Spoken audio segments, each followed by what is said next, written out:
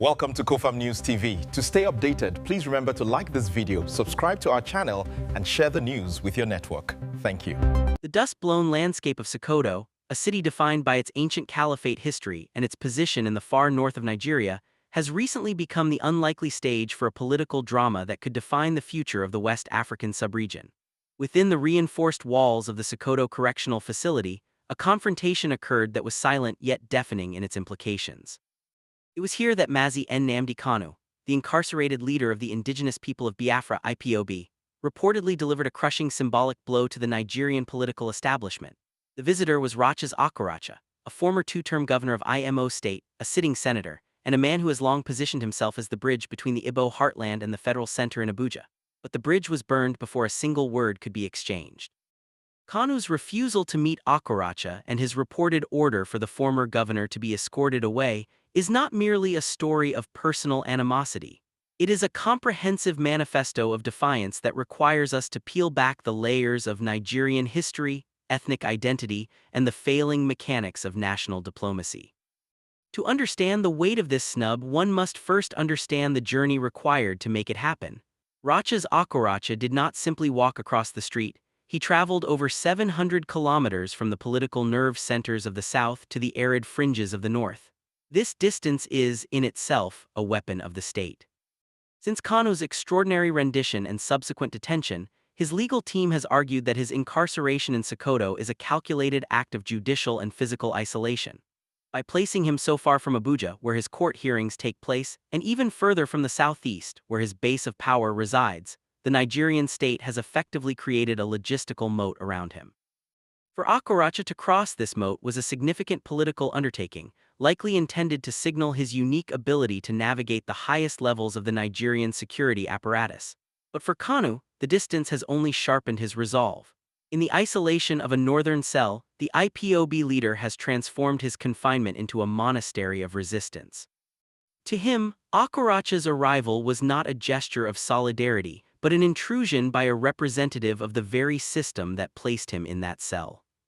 Reported dialogue from the prison guards paints a vivid picture of the encounter.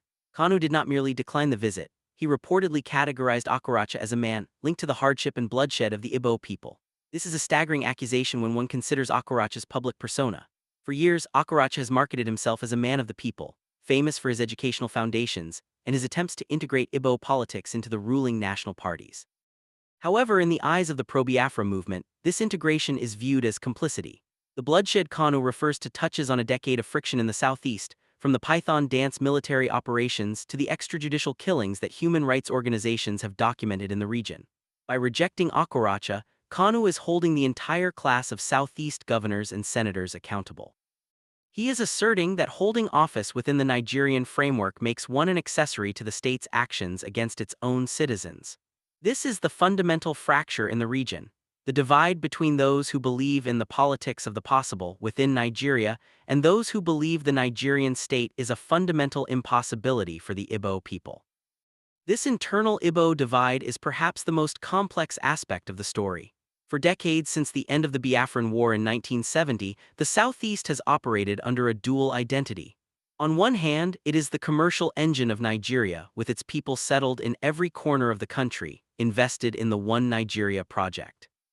On the other hand, there is a deep-seated generational trauma and a feeling of systemic marginalization that has never been fully addressed by the federal government. Rochas Okorocha represents the former, the Igbo man who thrives in the Nigerian Federation, seeks the presidency and speaks the language of national unity. Nnamdi Kanu represents the latter, the manifestation of that unresolved trauma and the demand for total autonomy. When Kanu slammed the door on Okorocha, he was symbolically slamming the door on the idea that the Igbo people can find justice through the traditional political elite. This creates a terrifying vacuum. If the people no longer trust the governors and the governors cannot talk to the movement's leader, the only language left is the language of the street, which is often violent and unpredictable. The legal landscape surrounding this incident is equally fraught. Kanu's trial has become a masterclass in judicial delay. With the most recent adjournment pushing the case into January 2026, the Nigerian government appears to be betting on the exhaustion strategy. The logic is simple: keep the leader in a distant cell, delay the trial indefinitely, and hope that the movement loses its momentum. But the Okorocha incident suggests the opposite is happening. Isolation has not made Kanu more moderate, it has made him more radical. It has allowed him to curate his image as a martyr who is too pure to negotiate with politicians. For the legal system, this creates a crisis of legitimacy. When a trial is delayed for years and the defendant is held in conditions that make legal defense nearly impossible, the courtroom ceases to be a place of justice and becomes a theater of political detention. This is why the international community, including bodies like the United Nations Working Group on Arbitrary Detention, has taken such a keen interest in the case. The Sokoto detention is no longer just a Nigerian issue. It is a test case for international human rights law in Africa. Furthermore, we must analyze the timing of Okorocha's visit. Why now? Why Sokoto? Nigeria is currently navigating a period of intense economic hardship and security challenges. The Southeast, in particular, has been crippled by sit-at-home orders that have cost the regional economy trillions of naira. Political leaders in the region are under immense pressure to solve the Nnamdi Kanu problem to restore economic order.